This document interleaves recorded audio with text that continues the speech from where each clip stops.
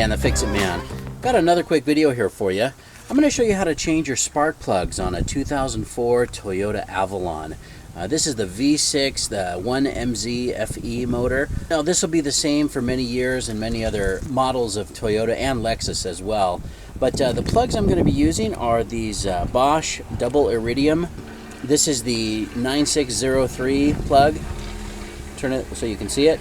Same plug that I used in my Tundra spark plug video, and the Tundra's been running great. Got about 10,000 miles on it since I changed those out. I've got no complaints. Everything's running smoothly. Bosch was nice enough to send me another set of plugs for this vehicle here, so I'm going to go ahead and get these changed out. I have not had the spark plugs out of this vehicle yet. This car has about 270,000 miles on it right now. Runs great, but I have no idea what's in there. So I'm going to go ahead and put in these double iridiums. We're going to change the 3 in the front first before we get to the 3 in the back.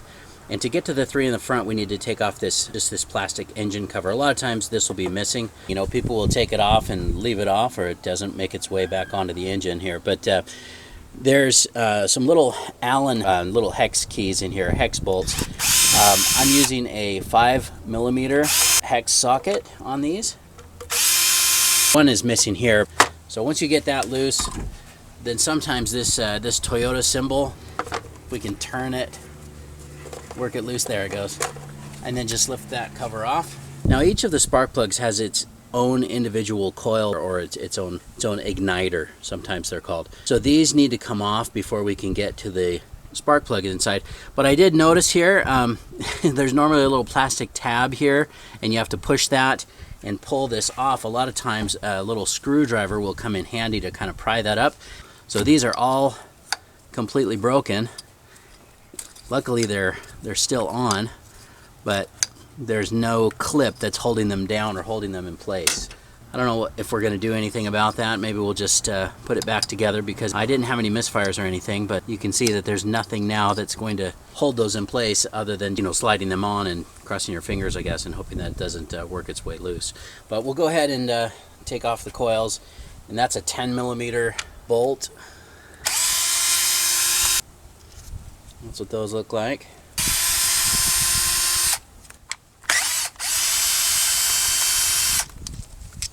This little guy I'm using is just this Milwaukee. It's their M12 little, it's more like a drill, but it works pretty well for pulling stuff apart. And on this coil, just pull them straight out. This has got a little gasket or O-ring. It looks like they're the original Denso coils. Sometimes they will go bad as well, but we might be changing those in a future episode. I'll make a video of that. Set them aside. Okay, now to get the spark plugs out, you will need a spark plug socket. The difference between a regular socket and a spark plug socket is there's a rubber boot or a little rubber bushing on the inside, which will grip onto the plug itself and pull it up and out. This one's kind of worn down, so sometimes it comes off of my extension here. So what I'm going to do is I'm just going to put a little piece of tape on here, just kind of around the extension and the spark plug socket, so that we don't lose that down the cylinder and have to grab some needle nose pliers like I did on the Tundra video. You just drop that in there. That was pretty loose, actually.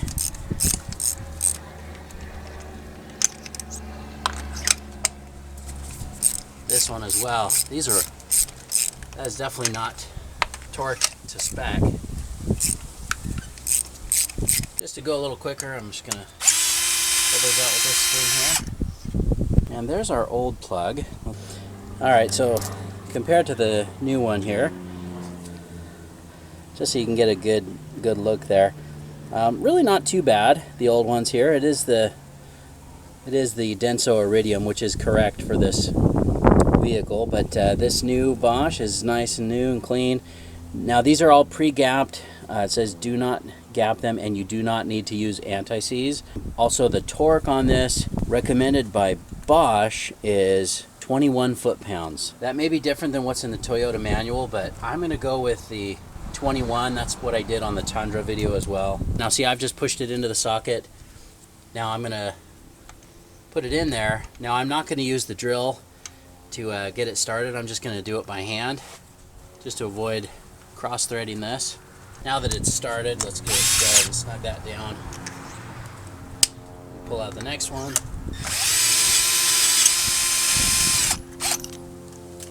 Again, not in really bad shape. I might keep these as spares, but for right now, we will definitely put in the new plugs that we got from Bosch. You know, it's important not to bang this or smash that down. You know, you'll change the gap. So just make sure you center it, put it in, get it started, and then once that's in there, I'm just gonna just snug for right now, and then we're gonna come back and use a torque wrench to tighten everything. Now this one here, again, pretty consistent. You know, this is something I usually would change every, 60,000 miles or so.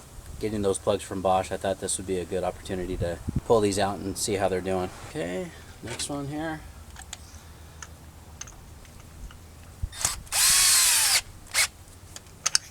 Old school torque wrench here. We'll get these all torqued down to 21. There we go.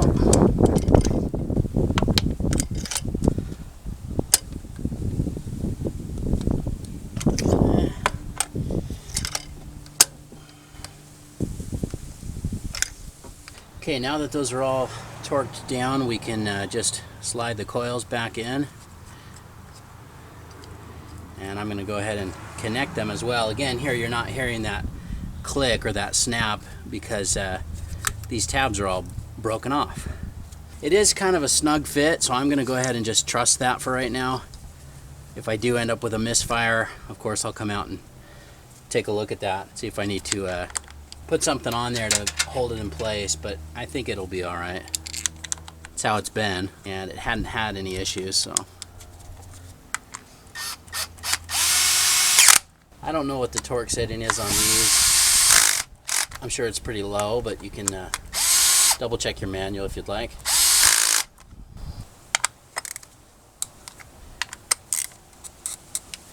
I'm just doing it by hand here. I don't necessarily trust the settings on this yet, or I don't have as much experience with that yet, so I don't know as far as the feel. But that's pretty much everything for the front. So now I'm going to move the camera around here to the back and get those ones changed as well. On these in the back, they're a little bit harder to get to, but you really don't need any real special tools, and you don't need to take off the intake manifold or anything like that, or the upper plenum. Okay, I'm trying to set up the camera at an angle so you can kind of see how I'm getting into these back spark plugs. And really, I've found that it's easier just to go down right through here between the firewall and the intake here. So just kind of reach your hand down through there, and I've already got my socket wrench on the first 10 millimeter on this first coil on the far right, the far driver side. So I'm going to go ahead and just loosen that up first. You can kind of get your hand through here. I know I'm not showing you everything in great detail here, but if you can see down there, see, I'm just using my right arm, right hand to undo that first bolt right there. We'll set it right up here. Now I'm going to move to the next one. Now I'm going to try to move the camera and position it so you can see. Alright, so there we are, kind of down here in between the intake manifold, or the upper plenum, and then see if I zoom in right there. But that is the other 10 millimeter. I'm going to put my other arm down here so you can see right there. That's the middle coil. See if we can put the socket wrench on it. There we go. And once you have that broken loose, you should be able to just use the socket itself, just spin it in your fingers like that.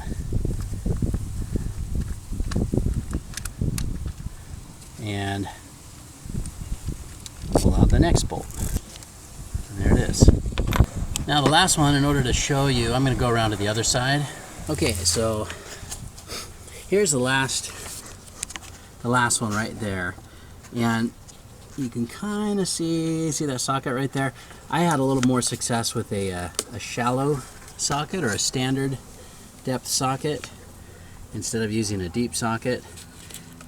But again, process is the same. Just break that loose. Okay, See, I had to use a short extension and just a standard depth socket. Now it's right in the other side of this PCV valve here, but now that I've got it loose, just kind of use your fingertips to undo that bolt, and there we go. Set that one aside. Now I showed you in the front these clips here on the coils, they're broken. So I mean, it makes it a little easier because this will just pull off just like that. Once that's off, we can pull off the coil. You got a couple ground wires in the way, and you've also got your power steering lines back there, but just take your time and just kind of rotate it a little bit if needed. This is not easy to do one-handed, but there we go. So there's that coil. Set that up out of the way. Now the next two, I think I'm going to reach from the other side, just like I loosened up the bolts from the other side. Do my best to show you here. There's the first one. Just going to pull on that connector since the oh, this one's not broken, but it did come off.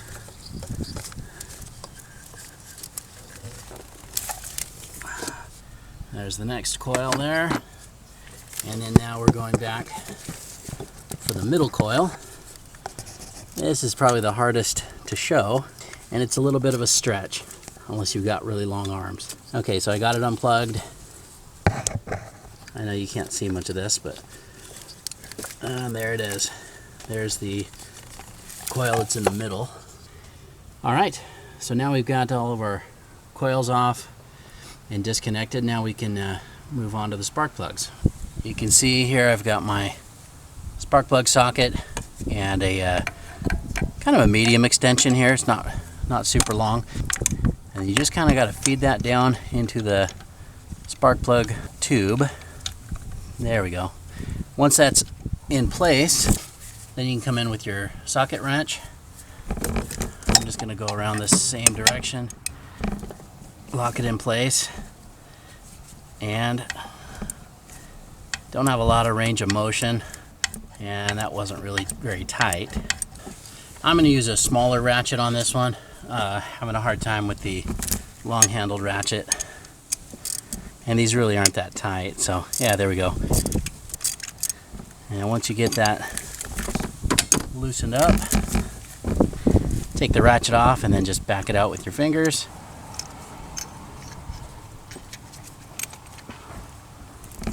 And there we go.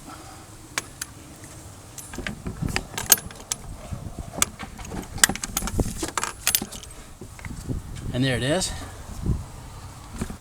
Just another quick side-by-side comparison there. Go ahead and change it out here.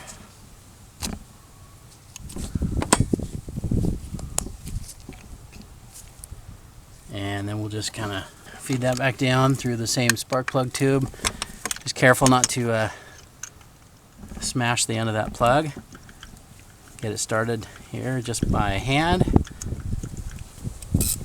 Now it's a little too tight back there to get the torque wrench in place, but since I just did all those front ones, I kind of have a pretty good feel for what that should be like, about 21. If you can get a torque wrench in there, it'd be better. Don't want to over tighten these and give yourself a much bigger problem. And we can back that out. Let's try it from this angle here. Okay, there we go. This middle one, of course, is a little bit of a challenge, but once you get the extension and the spark plug socket in there, and just put your ratchet on the end of the extension and break it loose. Now again, you're able to see some, but some of this is just by feel. So, all right, I've got the ratchet on there now, and this one was really loose. Just basically just backed right off. And just loosening this by hand. And this is the tricky part, just kind of pulling it back out. I'm going to come all the way out from here. And there's the middle plug.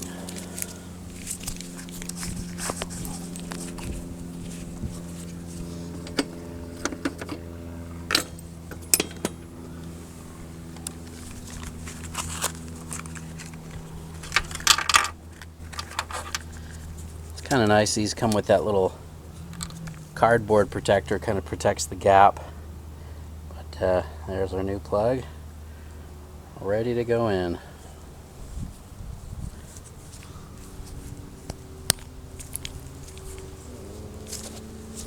So we're going to carefully feed this back through the same way.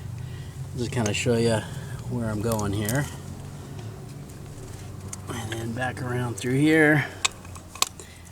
And this one, it only worked when I put the socket end in first. You can't go in with the extension, you know, and then back down in with the socket. You've got to go in first with the socket, otherwise that angle doesn't work, because you'll hit the power steering lines that are up against the firewall. And just get that nice and snug,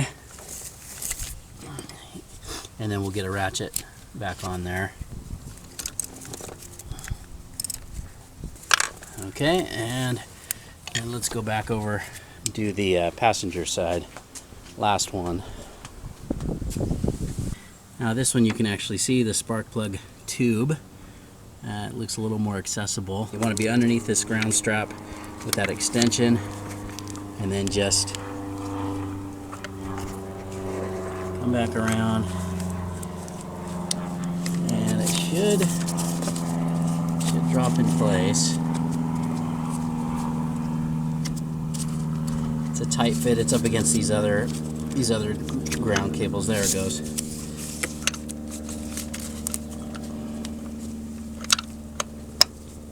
Okay, once that's down, seated on the spark plug, you can just put your ratchet on there. Yeah, very little movement in here. The smaller ratchet right here would probably be better, but it seems like it's working. Let's change that actually. A little bit easier. See where I'm at here. Just got this little short stubby ratchet on there going, and that seems to be working out okay. You know, it might not be a bad idea to use two smaller, like 3-inch extensions.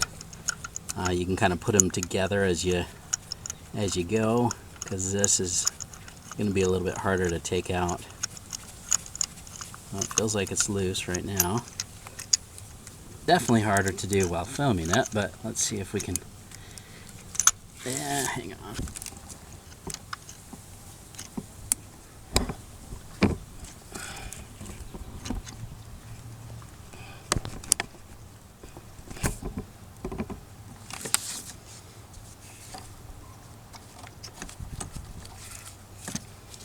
Okay.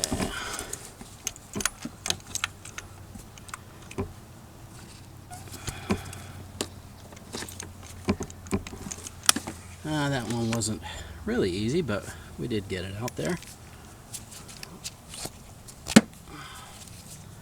There's the last one. And we're just going to try to do the same thing, kind of under this ground cable, around this AC line, and without smashing it. I'm going to try to ease it back down in that spark plug tube. There we go.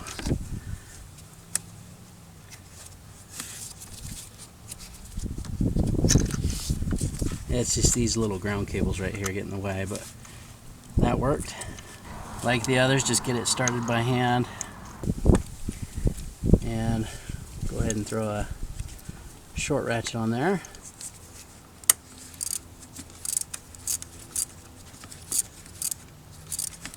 I guess one could also take off this PCV line, give yourself a little bit more room around there, but that'd probably make it too easy. If you're not a subscriber of my channel by now, I would hope you might consider subscribing. Been doing a lot of Toyotas lately and a lot of brakes and lots of other stuff too, I guess. But that does help a guy out. I'm just going to switch to the larger ratchet so that I can torque that properly.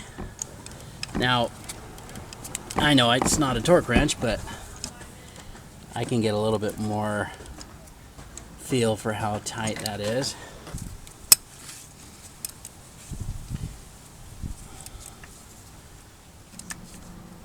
Okay, that should do it. That felt like about 21. And the fun part, gotta get this guy back out of there.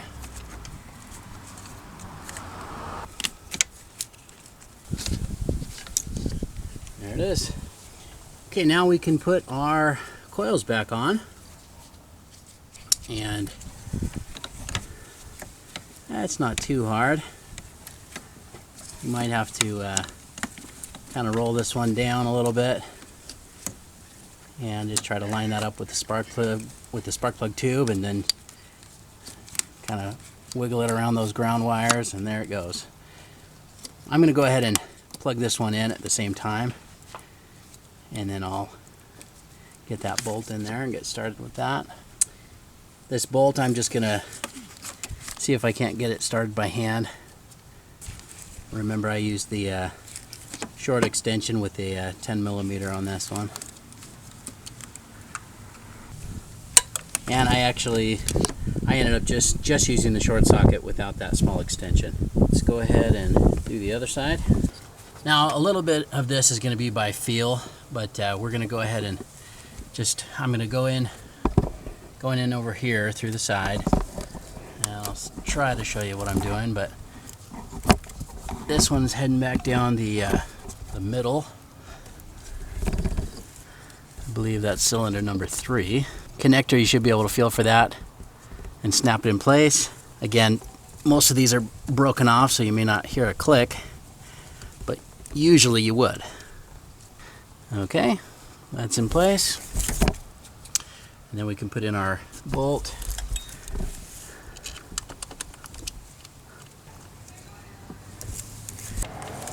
And with this guy, I'm just going to use the smaller ratchet. It's already on there. And those do not need to be very tight. I just don't know what the spec is. I forgot to mention, just make sure that this little rubber washer or spacer stays on there. And then here's our last coil coming around this way, down through that last spark plug tube, and then you can see our connector right down here. Just press that on. We'll just hope that they stay on, and then we can get that last bolt started and get that all tightened down, and you're done. Just kidding, we still have to put our cover back on. Easy enough to do. Just drop it in place, line it up. This guy will just press down, and then with our little 5mm right here, just get those started.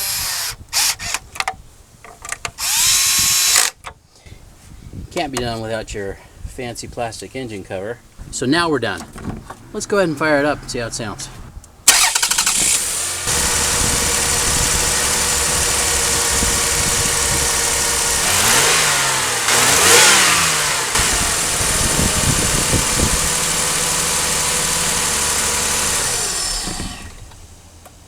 As you can see, running great. Fires right up. Now the motor's cold, that's why it's idling so high. It's very common for these. They'll start out pretty high in idle, and then they'll drop down once they warm up. But running smooth, no check engine lights, everything looks good. Hope you liked the video. Please give it a thumbs up and subscribe if you don't mind. That does help me out. And also just wanted to say thanks again to this stupid airplane for being so loud. Just wanted to say thanks again to Bosch for sending me the spark plugs. I really appreciate that. It is a good product. I'm very happy with the performance. Like I said, in my truck, I've had them in there for about 10,000 miles. Same exact plugs, and it's running great. And of course, I'll put a link in the description where you can pick those up as well. Thanks so much for watching, and good luck.